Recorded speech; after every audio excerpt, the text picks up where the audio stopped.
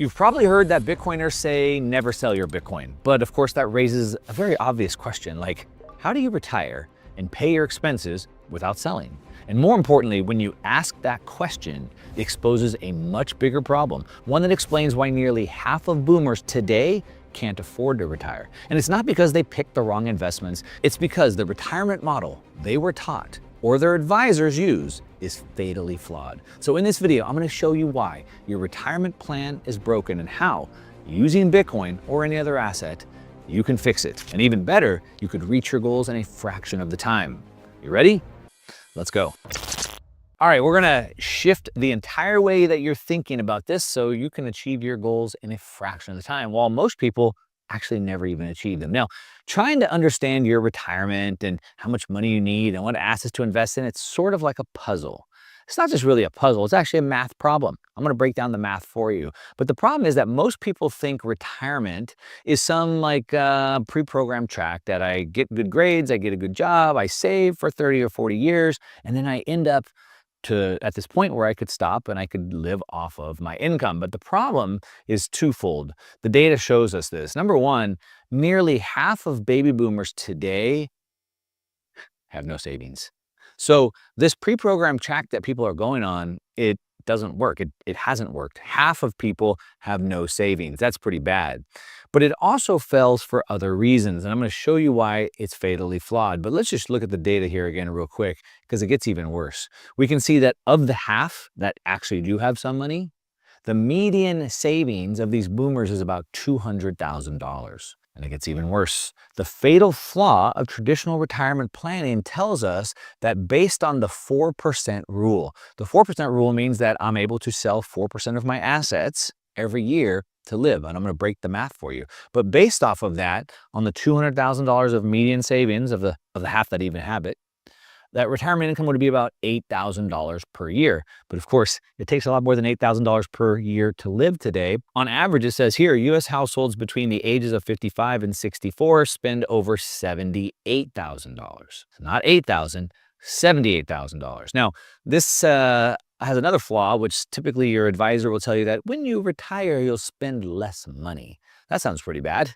When I retire, I want to go enjoy myself. I want to go travel around the world. I want to take my wife all over the place, and I probably want to spend more money than I do right now, not less. Don't worry, we're going to get to all that. But retirement planning fails for one reason, and it's not they didn't save enough. It's not the wrong assets. It's not because of the 4%. Those are all part of it. It's the selling. It's not the timing. That's part of it. It's not the assets, that's part of it. I'm going to show you all that. But it's the selling. You see, they're going to sell down their assets at 4% a year. And I'm going to show you why this is flawed. But then the hope is that I hope I die before I hit zero. What if I don't? Well, let me show you a better way to think about this. Okay, so there's a default model that most people are on. Again, as I already told you, right? I'm going to work for 40 years and I'm going to hopefully put, 5 or 10% away a year. I'm going to save that money. It's going to go into a 401k, Roth, IRA. It's in my house, whatever. And then hopefully one day I can live under the sun on a beach chair and do nothing all day, drink Mai Tais, and I can retire. And then again, the fatal flaw is that I'm going to sell off my assets a little bit, little by little by little, and then hopefully I don't run out before I die. But just think about the math. I mean, think about how could you save 10% a year for 30 or 40 years and then live on 100% income for 30 years? Like, obviously that doesn't work. So it's built also on assumptions. So for example, it assumes that markets continue to stay stable. But if you've been alive for longer than a couple of weeks, you know that's not the case. Number two, it relies on predictable returns. And again, that is not accurate as well. Let me show you a couple of things. Let me show you some default math. Let me run you through some examples. Okay, so the default retirement model, not 200,000. Let's go to 1 million. Now, if you have 100,000, you can adjust that. If you have 10 million, you can adjust that as well. I like to use round numbers. Now, it gets a little bit worse here because what we can see is that the average person that's using a plan advisor, they're going into something called a 60-40 portfolio, index funds, equities, and bonds. Now, I'm going to use an 8% number, but really that number is about 6%, 8%. But the reality check is that the cost of living is going up by about 10%. Not 6%, 7%, not 8%, 10%. So even if I'm making the 8%, I'm actually losing money every single year. I'm not making money. My purchasing power is going down. Sure, my account statement looks like I made money, but my purchasing power is going down. So the net reality is that my portfolio grows at minus 2% real rates per year. And that's even before I start withdrawing the money. That's just as it's saving and growing, I'm losing 2%. Let me show you what I'm actually talking about so you're not just listening to me. I'll give you the receipts here. So this is from 2005 to 2025. It's a 20-year time span. We can see the S&P 500 did about 10 to 11%. That's great. So if all I did was put it into an index fund in the S&P 500, I kept up about with the rate of cost of living going up. I stayed about even. But if I do what my advisor tells me, what almost everybody in America that uses an advisor is some sort of like a 60-40 portfolio, that did about 6.5 to 7%, meaning I'm losing about 3% per year in that. And if I use like Ray Dalio's all-weather type portfolio, so a lot of advisors would put you in something like this, meaning diversify across a broad basket like Ray Dalio, you only did 5.5 to 6% over the last 20 years, which means you're losing about 5% of your portfolio per year, negative compounding, and that's even before I start withdrawing. That's a big problem. Now, we also have the income gap problem. Again, you don't need $8,000 a year to live. I don't know if you can live on $78,000. I'm thinking maybe, I don't know, $120,000. You figure out what that number is for you. But on this hypothetical number of $1 million, if I'm using the 4% safe withdrawal number, that'd be $40,000. Again, that's still not enough, not for me. What I think actual living needs are going to be closer to $120,000, which means it's not 4% I need to withdraw. I need to withdraw 12% annually. All right. That's the reality for most people. But this model breaks even before the market volatility kicks in, even before my lifestyle costs continue to rise. We're not even putting those in right now. I'm going to keep this pretty simple for you, but let me show you what this sort of looks like. So if I'm doing this in a traditional retirement plan, and then I'm going to show you a better one, don't worry. In a good market, I started with $1 million. I got 8% growth. Okay, good job. Now, that's assuming I didn't listen to my advisor. I didn't do a Ray Dalio portfolio. I didn't do a traditional 60-40 portfolio. This is like all index funds. So I grew a little bit. But then I needed 120,000 withdrawal. So I end up with 960,000 per year. That's in a good year.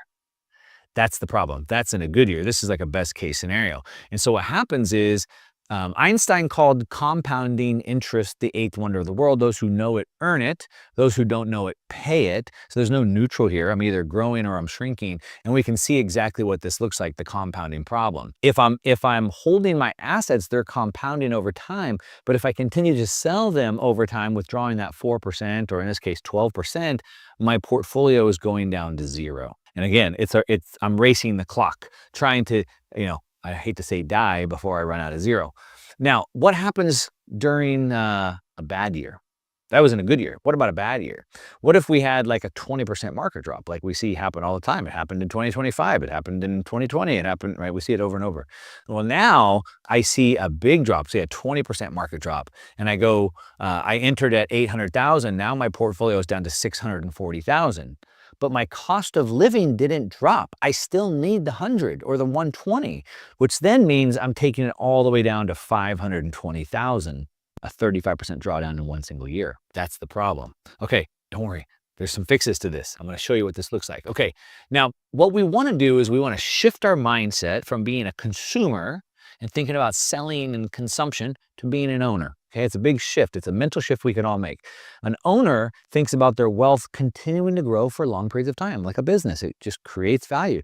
I own a home. Over a long period of time, the home's worth more money. So I want to think about wealth over a long period of time continuing to grow. I want to think about growing those assets forever and then using the growth from those assets to fund my life, not to consume them, but to allow them to continue to grow over a long period of time. Selling would then only be optional, and that would only be sort of if I wanted to get rid of one asset to buy another asset, for example, and then I can optimize for my time in my life. So now I can live the lifestyle that I want, and I could live as long as I want, and I could give this system to my heirs, and they could reap the benefits of this system. But a consumer mindset is that the wealth only diminishes. So what I just showed you, right? I'm selling off 4% a year and it's dwindling down. In bad markets, it goes down even faster. And then maybe it's zero. It's diminishing the whole time. Selling assets, I have to sell them to pay for my bills, to fund my lifestyle. I have to sell everything off. I'm consuming those assets. Selling becomes mandatory. I have to sell if I want to pay my bills. And now time and price are the dominant risk. It's a big problem. But there's three bigger costs that most people don't understand about this. Let me show you what they are. Here's the real hidden costs of selling. Number one, the compounding stops. Remember, compound interest is the eighth wonder of the world. And so the asset is doubling. It's compounding on the compounding on the compounding. So the way it works, you could take a number, say if I'm making a 10% return, I divide it by 72, and that would give me how long it takes to double. So say at 10%, it's every 7 years. So it goes from 1 million to 2 million to 4 million to 8 million to 16 million. Those doubles get really big towards the end. But if I sell the asset, I compound, the compounding stops. I lock it in. It never grows anymore. Number two, then I have massive tax drag. So on top of it, not only have I stopped the compounding, all that future growth potential is gone. On top of it, now I got to give 20 to 50% away to the government. And that's less capital to compound. I don't get to spend it. It doesn't get a compound. It goes to the government. Number three, I lose opportunity cost. So I miss the asymmetric upside that I have and all the other opportunities I could have by using that asset as collateral to get me more assets, to increase my lifestyle. So we lose it in three ways. If I want to quantify it just a little bit, on that hypothetical number I was showing you, we can see that over 20 years, I'm going to lose over $200,000 just to cap gains alone. Money that could be compounding and instead is now lost forever. Okay, now I know that sounds terrible, right? It sounds horrible. So what's the solution? Well, we got plan B. Let me show you plan B and let me run you through some other numbers. Now, real quickly, let me just state for the record here, you should already know this. This is not financial advice. I'm not your financial advisor. I don't know you. I haven't gone through any of your numbers. So this is for educational purposes only, okay? I'm using very big, very broad numbers. Feel free to adjust these and dig into your own education on this. Okay, but check this out. So model B, I'm going to use Bitcoin here as my example. But again, you could put in whatever asset you want. Gold's doing pretty good right now. You use real estate, use S&P 500. Okay, so now if we think about it like this, again, I'm going to start at the $1 million because I like round numbers. Let's say that over the last 2 years, it's been going up about 50% a year. If I go to like 3 years or 5 years, it's going up by about 70% per year. But let's just cut that number in half. All right, that's too aggressive. Maybe it will never happen. Let's use a 30% number, okay? So now it's going up by 30% a year, so my Bitcoin value grows, and then it grows again. And by the end of the year, I have $1.3 million. It's compounding, it's growing, right? Okay, then what we want to do is instead of selling the Bitcoin, paying cap gains and no longer having the Bitcoin to compound anymore, what I can do is I can harvest some of this appreciation that's there. I can take it off using debt. Let me show you what I'm talking about. Here's some of the math, how we can break this down. So we can harvest only a fraction of the appreciation to help fund our lifestyle. So instead of selling the asset and taking the three risks I just showed you, now we can borrow against just a little bit. Let me give you an example, educational only. So let's say that I only used 15% loan to value because hey, it's risky. And if the price drops, 70, 80%, I could get liquidated. So I'll use 15%. I'll only borrow 15% of my borrowing capacity. All right, then let's say, I only need 120,000. So here, if I had the $1 million, it went up 30%, now it's 1.3, and I borrowed 120 against it at I'm only at a 9% loan to value. Very low risk. The chance of me getting liquidated is extremely low, in my opinion, educational purposes only. But you can see I could just continue to harvest that over time. Let me show you how that works. Step 3, the cost of the capital. This is the key piece for you to pay attention to. Let's say that I could borrow against my Bitcoin at about 10%. Is that a lot? Well, it just depends. We have to compare it to something. Compared to what? Well, if I'm paying 10% to borrow against the Bitcoin to give me some of this cost of living, but it's going up by 30%, that doesn't sound too expensive to me, does it at all? So the annual interest on the loan would be $12,000. That's the cost of harvesting some of that appreciation off of the Bitcoin. And this interest can now be paid from cash flow. So let's say that I'm still making cash flow, I'm working, I have income coming in, I can pay that. Maybe it's tax deductible because it's an interest-only payment, or I could roll it into the loan. So I could borrow a little bit extra, put it aside, and I could just roll that payment into the loan so it can continue to go year after year. Here's kind of what this would look like. So let's say that Bitcoin value at the end of the year, again, was that 1.3, went up by 30%. But now I have debt outstanding of 120,000. That means my net Bitcoin equity is still 1.18, as opposed to if I had sold it and it would have gone down. Again, it funded my lifestyle. I didn't have to sell any Bitcoin and I didn't pay any taxes because you don't pay tax on the debt. Let me give you a graphical chart of what this can look like over a long period of time. Remember the law of compounding and how that works. So let's just say like over 5 years, starting with that 1 million number, taking a 30% CAGR, remember that's about half of what we've been seeing. We now in 5 years, that's about $3.7 million in Bitcoin because I never stopped the compounding. If I sold it, I end the compounding. My debt is going up though because I'm not paying off the debt. So I owe $780,000, but against $3.7 million of Bitcoin. My loan to value is only about 21% at this point. My net equity would be almost $3 million. By year 10, the Bitcoin value has gone from 3.7 to almost 14 million. But my debt has also gone up. Now I owe 1.8 million. But 1.8 million against 14 million in Bitcoin, I only have a 13% LTV. It's getting better. And I have 12 million equity. And again, on year 20, now the Bitcoin could be up to 190 million with a total debt of 4.4 million. Hypothetical numbers, education only. Put your own CAGR in there. But I believe this number should continue to outpace other assets for a long period of time. And I'm going to tell you exactly why in a second. But what I do want to show you is this. The plan B has your wealth continuing to go parabolic, going higher and higher and higher, while the traditional path that your advisor has you on has you going down to zero. I call that the liquidation plan. Liquidation plan or plan B, those are your options. But let me show you why this should work over a long period of time. The goal is to outrun or outpace the debt. Is that possible? So a lot of people would ask me, Mark, at what point do we pay off the debt? Well, I would say, well, why would you ever pay off the debt? I would never want to pay off the debt as long as the CAGR, the compound annual growth rate, is more than the interest rate. So if I'm paying 10%, but it's going up by 20% a year, then I would just want to keep that going. I don't want to interrupt the compounding. I don't want to pay the taxes. I don't want to lose the opportunity cost of the asset, the 3 costs. But also, more importantly, if we look at Bitcoin's CAGR over a long period of time, we can see that over 2 years, it's about 50% a year, 3 years, 75% a year, 10 years, 70% a year. But will this continue? How long will this continue for? Will it be like this for the next 3 years, 5 years, 20 years, 30 years?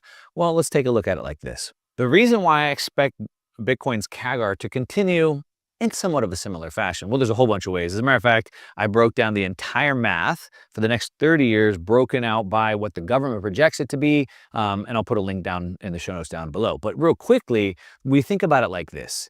We understand that digital assets always move faster, the digitization of money, what Bitcoin is doing. And we understand that it should always move faster than physical assets.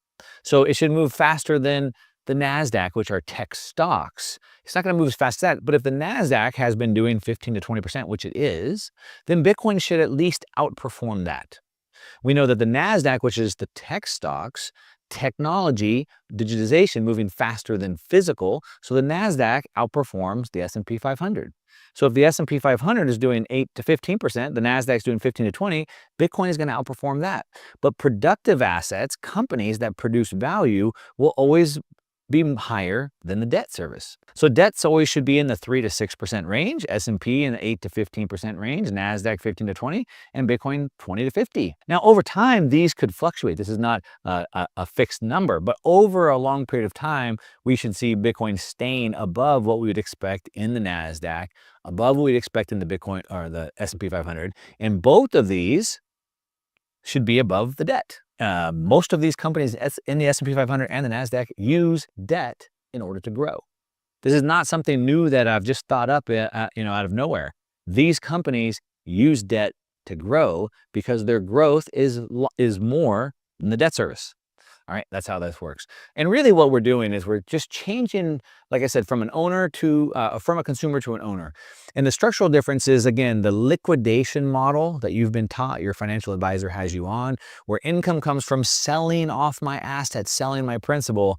And now when the markets go down, I have to sell even more. I can't just sell the 4 or 10%. Now I got to sell 30% because the valuation dropped.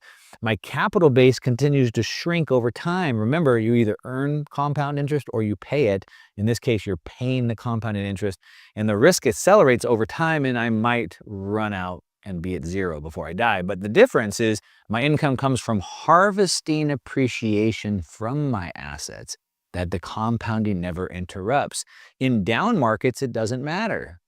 The markets can be volatile, and maybe my LTV number changes, but I don't lose capital in a down market. My capital base remains intact, continues to grow, continues to compound over long periods of time, and my risk declines over time because my asset base is continuing to compound. All right, now I'm sure that sounds really good to you by now, right? You're like, wow, that sounds almost like magic. And again, that's just how the world works. But I already can hear it. I can already hear all the comments flooding in on this video right now. But what about the whatever risk you can think of? But what about the leverage? And what about the payments? And what about the interest rate? And what about the risk? And what about the fear of liquidation? And what if?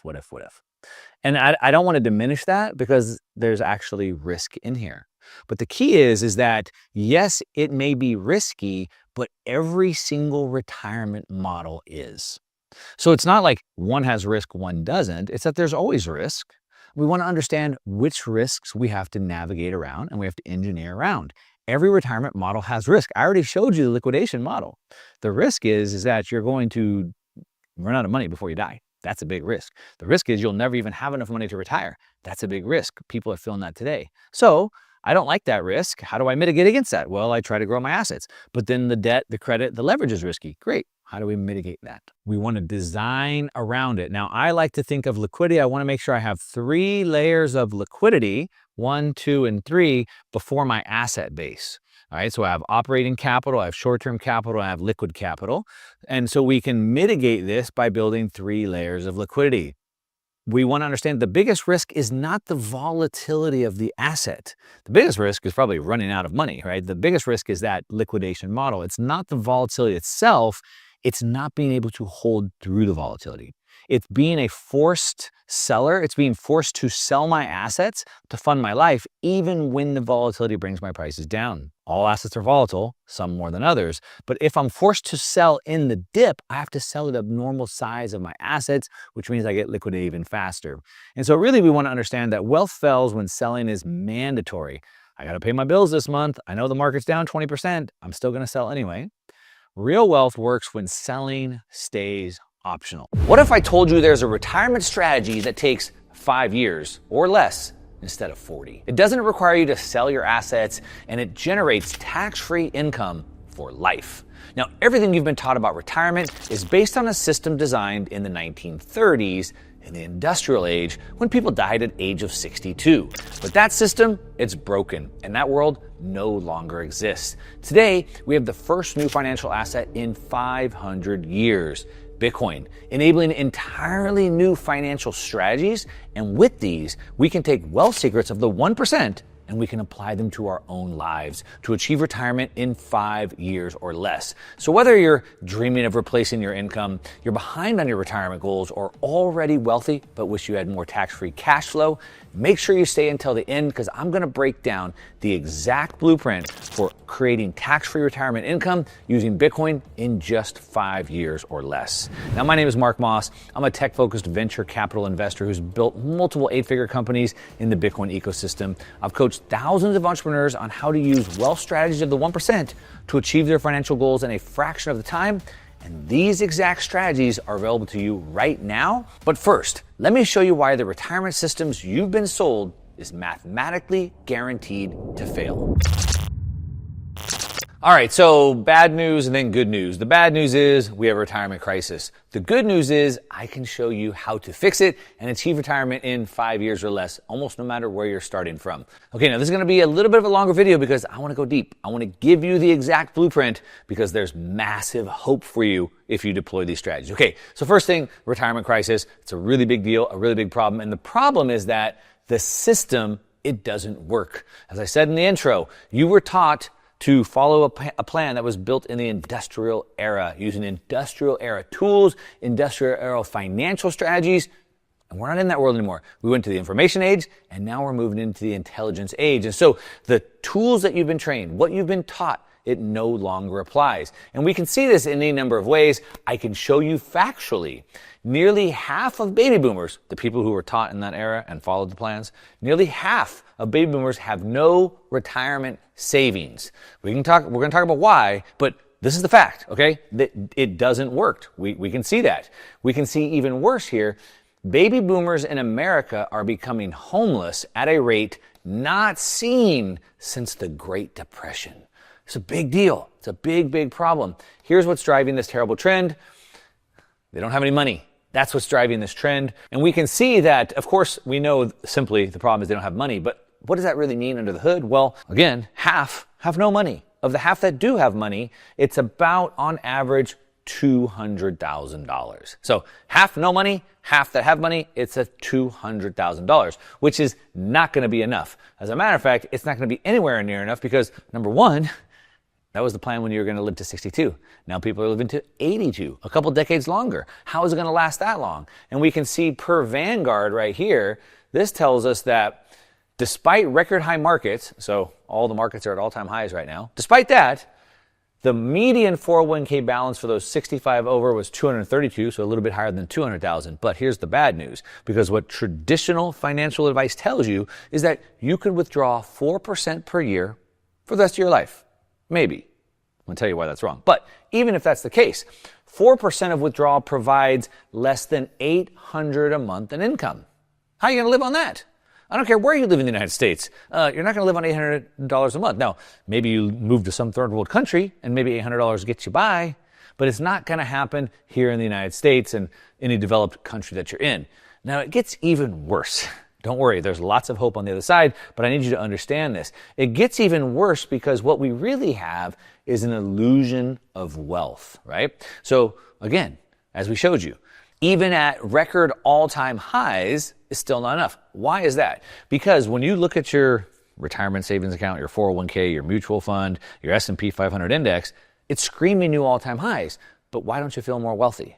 And that's the illusion of wealth. So what we can see here, I use this chart quite often, the orange line is global liquidity. This is the money supply expanding around the world.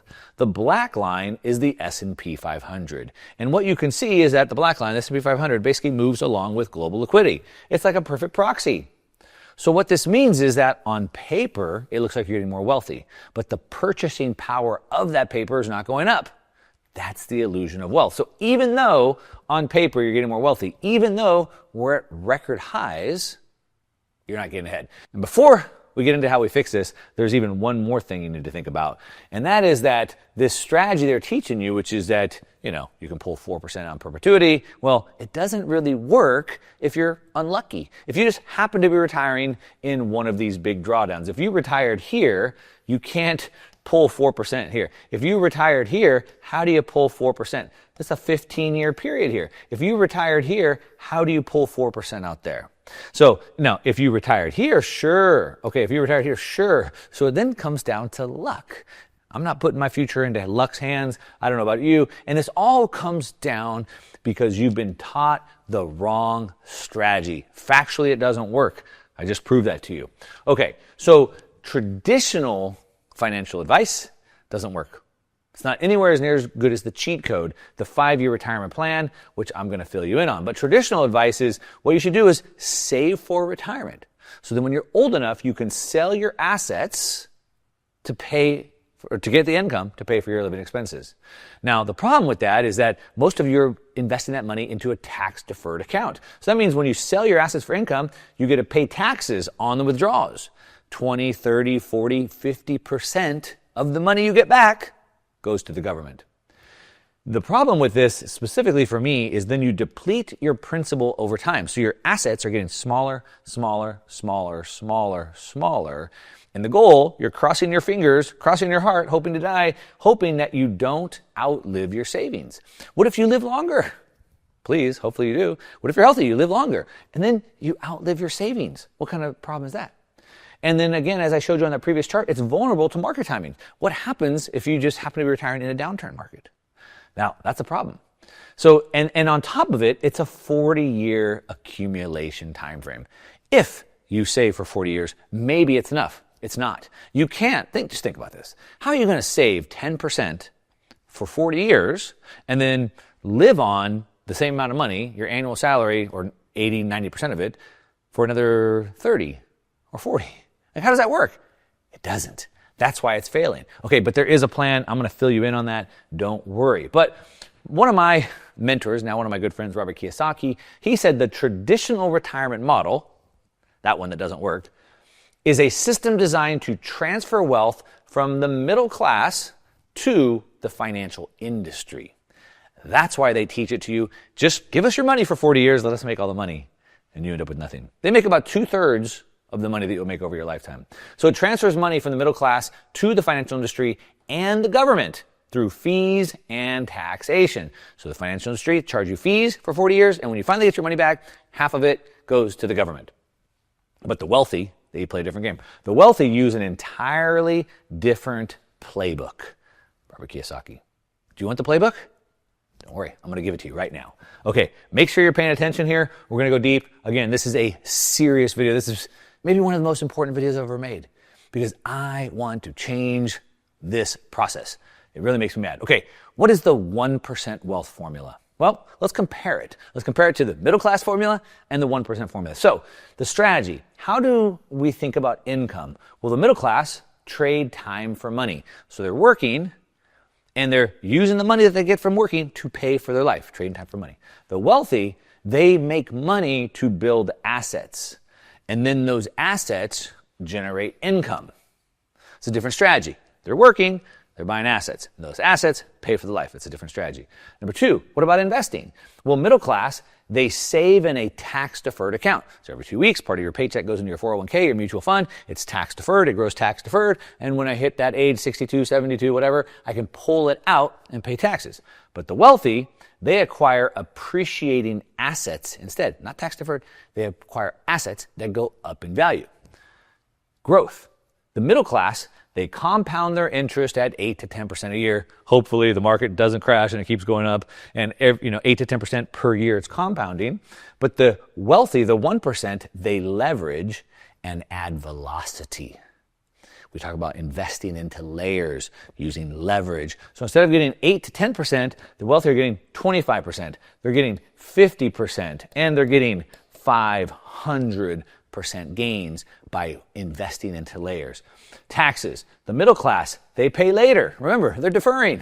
So they're paying a lot of taxes on the money they get up front, and then the little bit they put away, when they get it out later, they got to pay taxes on it. But the wealthy, they minimize or completely eliminate their taxes. They don't pay that. Why would I want to give up half my money to the government?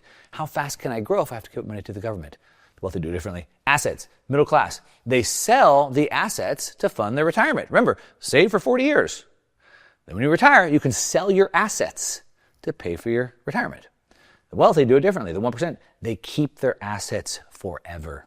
They pass that wealth to generation to generation to generation. They do that by borrowing against their assets. The timeline, it takes the middle class 40 years to either have no money, as we saw, or the 50% that do have 200 grand, which is enough. It takes them 40 years to get there. But the 1%, they do it in 5 years. Now, I don't know about you, but I like this 1% approach better. This is where I want to be. Now, the problem with this is typically for 1% wealth.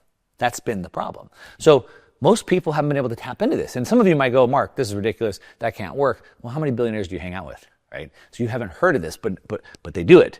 The problem is it's been reserved for people that have a lot of money. But something changed. We have the new financial asset that enables anyone, you, to do this right now.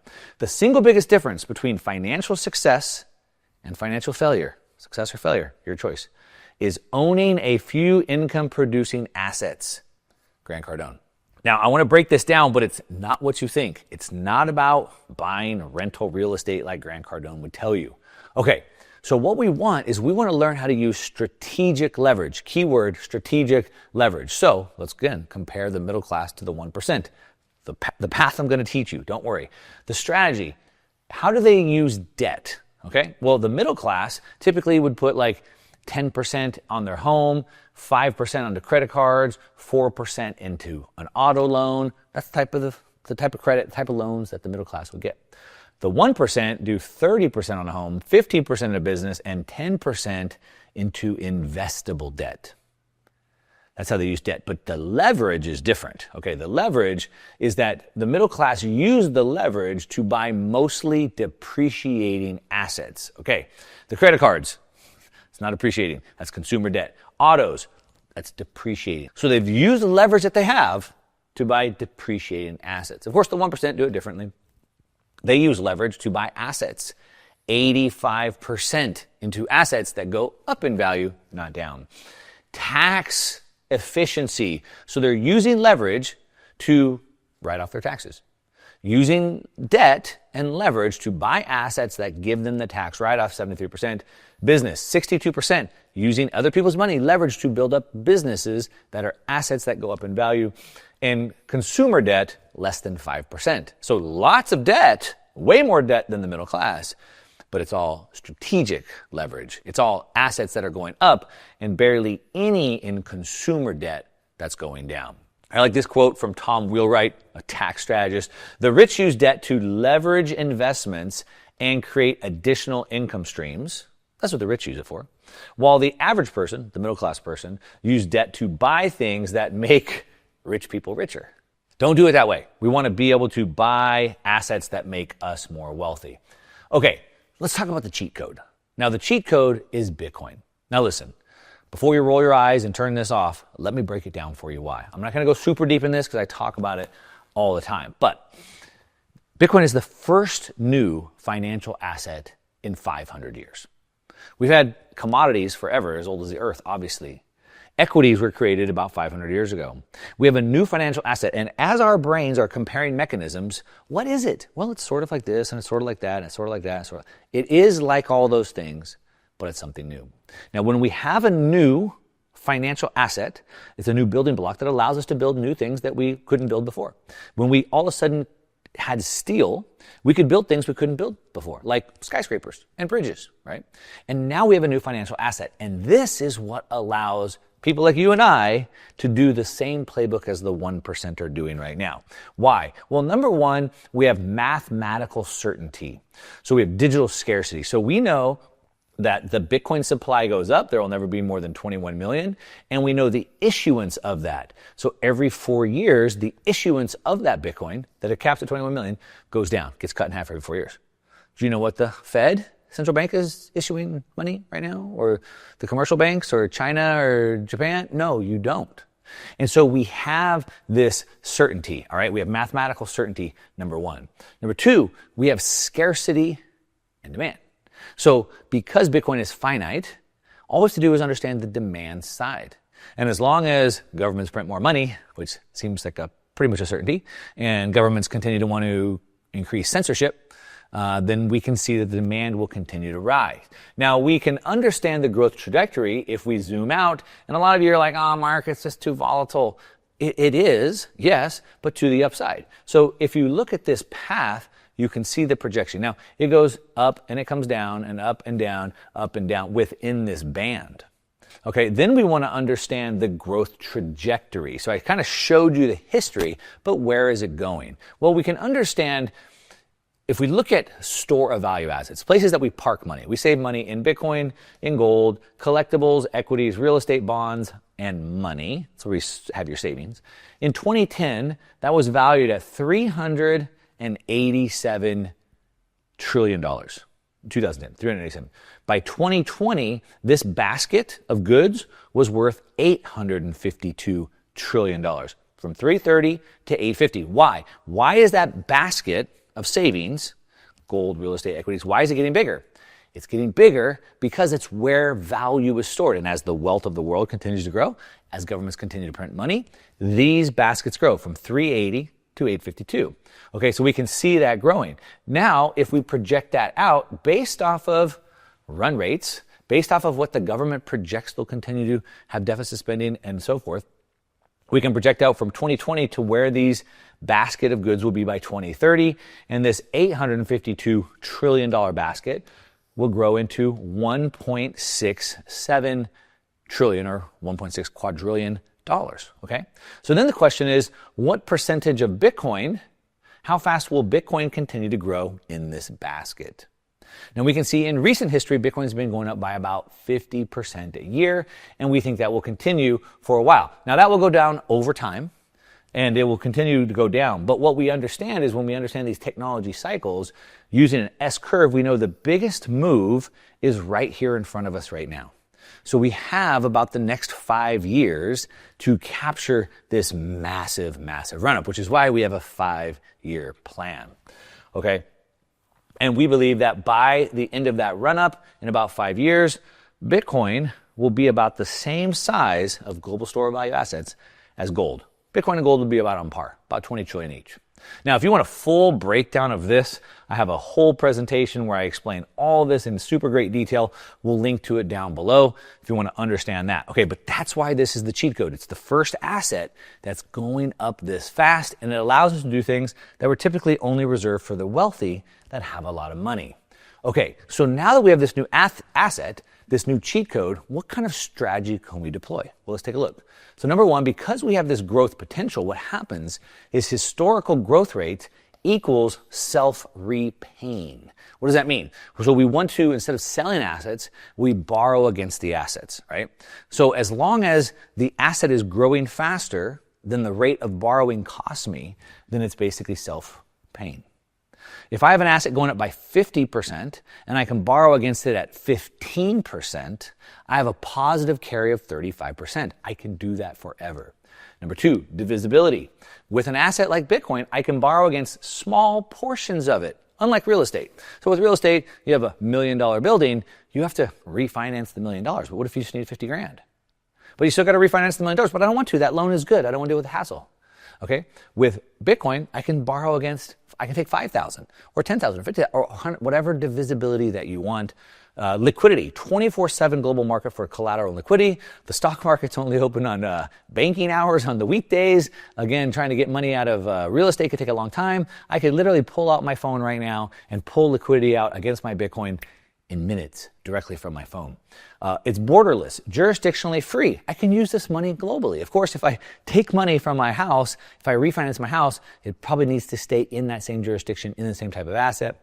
But with Bitcoin, it's borderless, non-correlation, low correlation to traditional financial markets. So it's completely out of the system and it's verifiable. So I have true ownership. When I get it, I have it, I know I have it, nobody else has it. That's what makes this asset the cheat code and uniquely positioned to pull off this strategy right now. Okay, so if we compare this, remember this is the old way. We don't like that. Selling assets for income, paying taxes on withdrawals, depleting principal over time, so you die with zero. Hope you don't outlive your savings, heaven forbid you live longer. Vulnerable to market timings, 40 years. That's a non-starter. So the strategy, the cheat code strategy, the 5-year retirement is allowing us to keep our assets so they continue to grow over time. They continue to grow for the rest of our life. And even better, when I die and pass them on to my heirs, they keep growing for them. Okay, number two, we can borrow against our assets tax-free. So over here, when I sold my assets to pay for my life, then I had to pay the taxes. Remember, all that money in my 401k was growing tax-deferred. But when I pull it out, I got to pay taxes. Over here, instead, I borrow against the asset, and that money is debt, so it's tax-free. I don't pay any money on that. Over here, I never deplete my principal. My principal continues to go up and up and up forever, which means I can pass wealth to the next generation. I don't have to hope that I die earlier than my money runs out. Instead, I can live forever. My assets live forever, and that value gets passed to future generations. It's immune to market timing risk. We don't have to worry about if the stock market's going to plunge for 15 years because we're not selling the asset. We don't need to sell at a high point or a low point. We're not selling it. we're borrowing against it. And this allows us to have a 5-year implementation time frame, even if you start right now. We're going to break down the math for you. So let's take a look at this. Okay, so for the 5-year blueprint, 3 simple steps. Step number 1, start getting some Bitcoin. You got to have some Bitcoin to do this. So strategic accumulation, a couple ways you can do this. Obviously, number 1, just go buy it. We call that lump sum buying. Number 2, you can dollar cost average into it. Every 2 weeks, some of your paycheck can go into it if you want to do it that way, or you can just go buy some right now. I don't want to get into the ins and outs of which one is better. They're both good. It depends on what you're trying to do. Based off of this or anything that we're talking about, if you want me to go deeper, leave it in the comments down below. All right, number 2, then once we have the Bitcoin, we use strategic leverage, collateralized lending against that, and then the loans that we get become the cash flow that we can use. Let me break this down for you with a calculator. Now, real quick, I want to let you get your own calculator. I have this done, and I have a book right here that breaks all of this down into great detail, and I want to give you this book for free, and I want to give you this calculator completely free. We'll link to it down below. You can have it. It's not a trick. Go ahead and get it. All right, so here's how this works.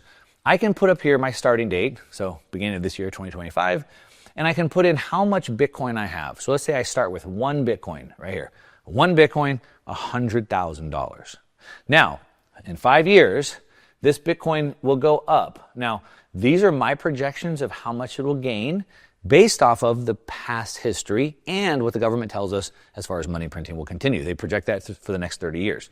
Okay, so, and there's also on the calculator, you can go back test it on this on your own. So Bitcoin typically has 3 good years and then a drawdown year. So I imagine we'll continue that. Now, it doesn't continue going up at the same rate, but it also doesn't continue going down at the same rate. So I've modeled that as well. Again, go watch the full video on this model to understand this, and you can plug in your own numbers. But if I have 1 Bitcoin right here, it's worth about $100,000 today, and I wait until 2030, 5 years from now, I would then borrow against it $111,000. That's 13% of my total value. I'm going to borrow 13% LTV. I borrow $111,000. $11,000 of that goes into an interest reserve account. It sits in an account and it makes my payment for me. That means I have $100,000 of free cash flow. I don't pay tax on it. I can spend that $100,000 however I want. And what this will allow is every single year in perpetuity for me to pull out $100,000 tax-free to live off on. So if this model holds, and I can break it down for you why I think it does, again, we'll link to that down below. You could have 1 Bitcoin, about $100,000 today, and in 5 years from now, pull out $100,000 in perpetuity. Now let's compare this to what the traditional financial model is. Remember, half of the baby boomers who have money have about $200,000. They're being told they can pull out about 4% per year, heaven forbid the markets crash, which is about, $8,000 or $9,000 a year. Versus this, the $200,000 would get them $200,000 a year. So would you rather wait 40 years, save up $200,000 and have $800 a month, or $9,000 a year, or would you rather have $200,000 and pull out $200,000 a year in 5 years? Obviously, the answer is pretty simple. Okay, so that's the math of this, and like I said, I want to break all that down for you, so go watch the other video. But we can understand also the next thing you're going to ask is, but Mark, what about market cycles? Yes. So we can see that. Again, we know when they go up, we know when they go down, up and down. So here I might borrow only 10 to 15% against my stack. Here I could feel good, borrowing 50 to 60% against my stack. We can time all that. And again, the calculator models all of that. Now, traditionally, and again, this is only possible to deploy these strategies of the 1% now because we have a new financial asset. All you gotta do is buy it and wait 5 years and not mess this up. But wait, I can already hear it. But Mark, what about all the risk? What if? But Bitcoin's too volatile. Well, remember, smart risk management strategies. Understand where we're at in the cycle. Understand how much debt and leverage I want to put against it at different times. But what about the regulations? Well, in the United States, the president of the United States is buying it. The United States is buying it themselves. The regulations are free and clear. Is it really tax-free? Of course it's tax-free because you're not taking out profit. You're taking debt. Debt is not taxed. All right, what if I only have X? What if I only have a little bit of money? Well, you can scale. You can scale up. I put $100,000 for round numbers, put 10,000, put 1,000, put whatever number that you have. And then, of course, if you don't have the money that you need, go make more money. But again, you need a small fraction of what you would need in the traditional financial system. What about security? This is the big one. Okay, what about security? Because if I did this with Celsius, if I did this with BlockFi, and they went out of business, they went bankrupt, they stole the money, whatever it was, I didn't get my Bitcoin back. Yes, so number one, make sure you retain ownership of the Bitcoin. Make sure it stays in your name. Number two, make sure it's secured properly so it can't get stolen or hacked. Number three, make sure you have some sort of like insurance against that. So in case something that you didn't account for happened, it's insured. And then number four, make sure you're using proper risk management on your own. And again, in the book, again, you can have it for free down below. We'll explain all of that to you in greater detail. Okay, here's what I want to leave you with. If there's one thing I want to rail against the financial system, it's this, okay? That strategy, it doesn't work. You don't want to do that. There's no real path for success there. But most people could have this done in a couple of years, all right? But all you have to do is don't mess this up. Don't mess this up. Look, I put this post on X the other day, and it was like Larry Fink, the largest asset manager in the world, he says to buy Bitcoin. And Ray Dalio, the largest hedge fund manager in the world, says to buy Bitcoin. Donald Trump, the president of the United States, to say buy Bitcoin. And you might still think it's like a scam. You're not smarter than those guys. Do not mess this up. We have this very unique window right now for the next 12 to 24 months. I showed you the charts why. You have 5 years. Don't mess this up. All you do is take one easy step. You just buy Bitcoin. You can outperform every single hedge fund in the US, every single fund, every single retirement plan. You don't need to save 40 years. This is literally the cheat code, one simple thing. But you're at a crossroads. You have two paths forward. Do you take the 40-year path or do you take the less than 5-year path? That's up to you. As I said in the quote earlier, it's not about being lucky, it's about taking the right action. So this is only one piece of the puzzle. If you want to learn the entire system or how you can apply the system to yourself, then you might want to go watch this video that I have right here, which breaks it down into even more detail, and I'll see you over there.